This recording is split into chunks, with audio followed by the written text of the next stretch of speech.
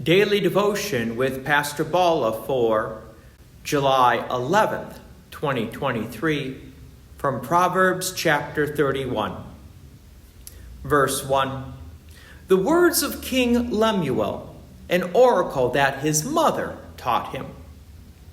Again, like the last chapter, these words were probably not from King Solomon, but they're still part of God's holy word.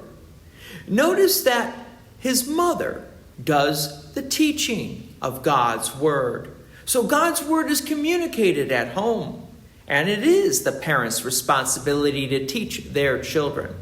The church can assist the parents, but ultimately the responsibility belongs to mom and dad to teach their children about Christ and his holy word. Verse 2. What are you doing, my son? What are you doing, son of my womb? What are you doing, son of my vows? Notice the question, what are you doing? Implied, you are doing something wrong. But also notice, as those words are coming out, the relationship of mother and son is reaffirmed. So the relationship is not broken because of the disobedience, but the relationship continues. You got the son of my womb and son of my vows. Even though there's going to be a correction, the mother still cherishes the son that came from her and from that marriage with her husband. God does not allow our sin to become a barrier with us in our relationship with him. Only unbelief on our behalf will completely separate us from God.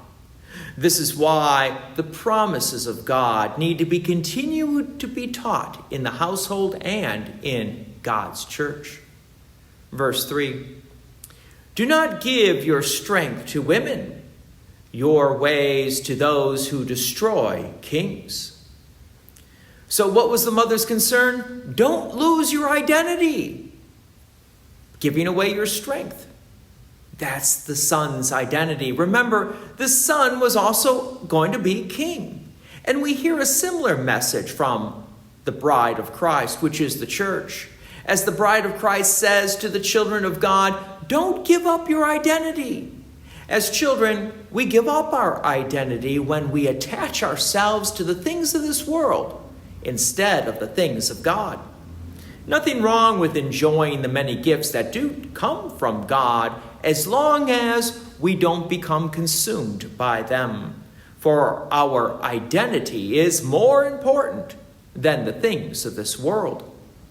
Verse 4. It is not for kings, O Lemuel. It is not for kings to drink wine or for rulers to take strong drink. So the mother is saying and teaching her son, who will be king, that first warning. You can drink wine and strong drink, but just don't be consumed with it. As the previous verse reminds us, we should not be consumed with the things of this world. So the implied thought is don't be consumed with alcohol. So this isn't a prohibition to avoid all wine and strong drink, but not to allow the beverages to consume us. The reason why? Well, that gets stated in the next verse, verse 5. Lest they drink and forget what has been decreed, and pervert the rights of all the afflicted. So the reason why the king should not be consumed with alcohol, because when people are consumed with alcohol, they forget the rules or their own boundaries. Boundaries of oneself and boundaries of other people. You could say that the overconsumption of these beverages will lead to the intoxication of one's self, where the person loses their identity and breaks their own boundaries.